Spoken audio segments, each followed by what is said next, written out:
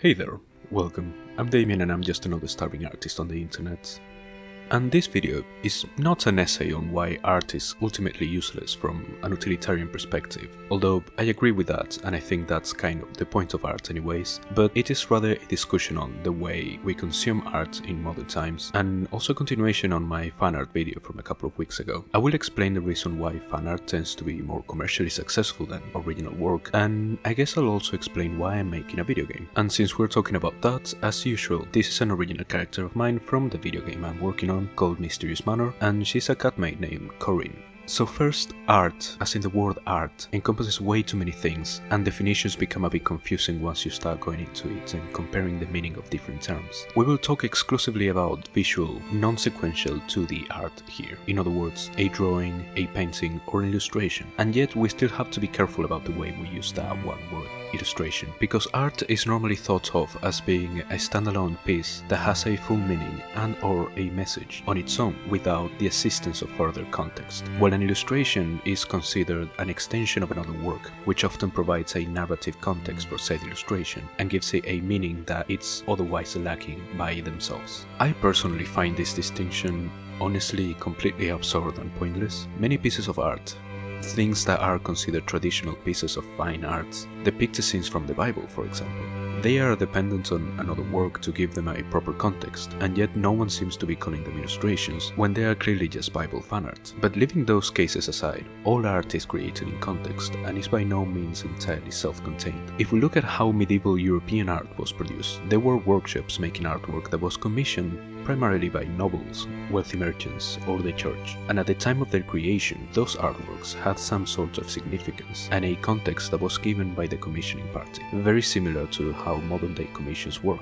Later on, art will slowly become more accessible to more people, but the narrative elements of its nature do not disappear. We're gonna use Vincent van Gogh as an example. His art was not appreciated during his lifetime for many reasons, one of them perhaps being his refusal to follow the usual trends of Impressionism in terms of techniques and subject matter, instead just doing his own thing in his room in Arles. But we could speculate that another factor that contributed to this is the fact that his work didn't have a strong narrative behind it. Of course, his work had one. There was a reason why he painted the things he painted in the way he did, but he was just not good at selling his ideas. It was only after his death that his work became a part of a bigger narrative that was the tragedy of his own life. And we are talking about Van Gogh here, but there were many artists for which this was also the case. I don't mean to say that you need to have a tragic life to ever be recognized, and it will only happen after you die. That's not how things work nowadays, or at least they shouldn't. In the last few decades, with the advent of postmodernism, art has become more abstract and conceptual. The context is still there because there's always a political or philosophical message, but this is mostly the higher end of art, where the work and its message are nowhere as important as its financial value. And I have very strong opinions about this, but this is not the video for that. I want to focus on the other side instead, us, and the way we interact with art and artists. And here I go again with one of my anecdotes from Comic-Con, so bear with me. I already talked about the reasons I don't do fan art in my previous video, so when I'm selling my work at any fandom event, be it Comic-Con, AnimeCon and such, I put a little sign at my table that says, all original characters. And I still get at least a handful of people come to my table and say something on the lines of, oh wow, I really like your art but I don't know the characters. It gets quite frustrating, to be completely honest.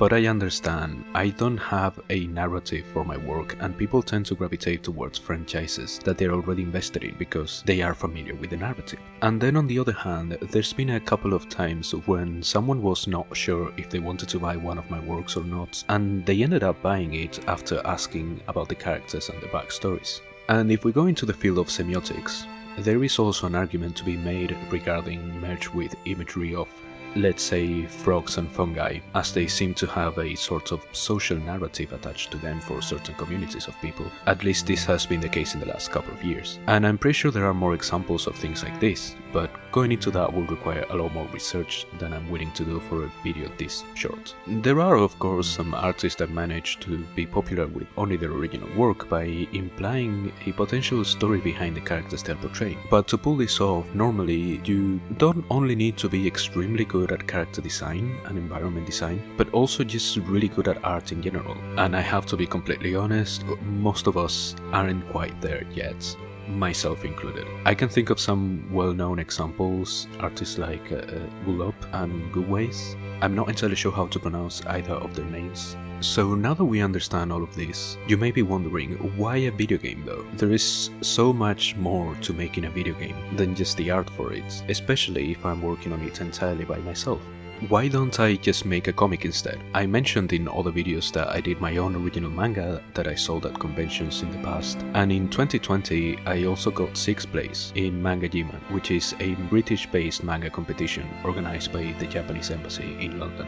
And that was an interesting experience as well, because I submitted a psychological horror manga to a family-friendly competition, and I still got 6th place. I submitted my piece fully expecting to be disqualified or something. There wasn't any gore or inappropriate content, but the themes were quite mature nonetheless, so that came to me as a surprise. But anyway, going back on topic, it just makes sense that I will make a manga considering I already have experience with it. And don't worry, I will. You will get your Mysterious Manor spin-off manga as well as the game eventually, and the digital version of said manga will be also available for free. I will only charge money for physical release if I decide to get it printed at some point.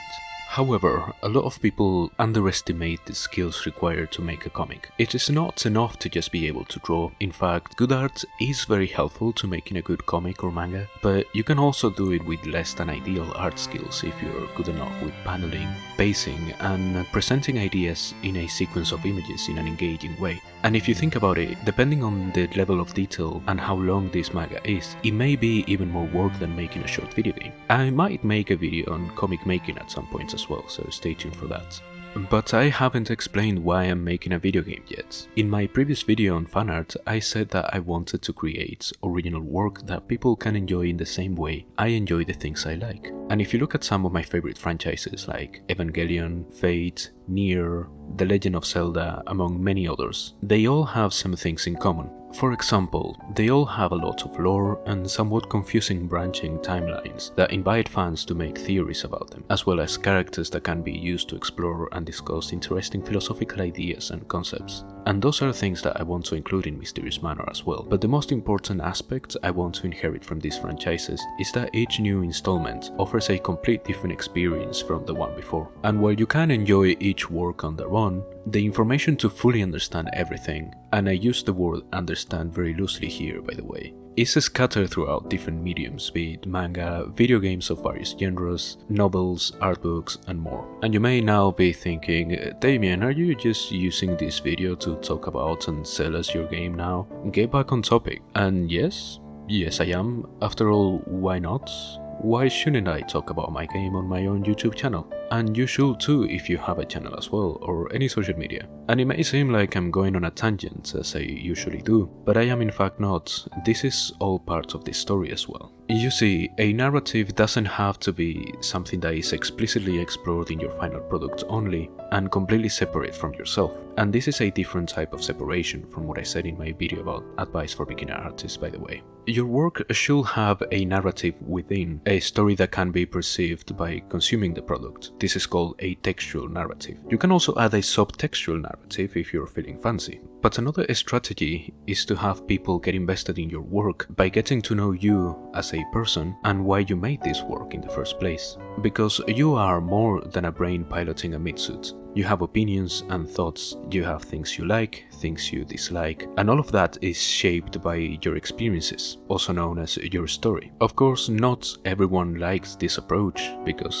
it involves putting yourself out there for everyone to see, and some find that rather uncomfortable, or they want the focus of their work to be, well, their work and not themselves, which I completely understand by the way, and it also takes a lot of work. In my case, I am a very small creator, and no one will talk about my game if I don't, especially when it's still a half-baked concept in the very early stages of production. So I am attempting to gather a bit of an audience around my story, my experiences, and my opinions on several art-related topics, hoping you guys will one day support me and give my game a try when it is eventually released. And that is all I have to say for now. now. I hope you found this video helpful and insightful, if only a little. Please let me know in the comments if you agree or disagree with anything I said in this video, if you have any suggestions for things you want me to talk about in the future. And like, subscribe, and do all the things that make the algorithm happy. Let's see the finished drawing now, and if you like my work, you will find a link to all my social media in the description. If you want to support me, you will find my Ko-fi page in the same link, but if you would like to get something in return for your support, you can visit my shop and get this exact same drawing as a print available in 4 different sizes, or a keychain featuring the same character.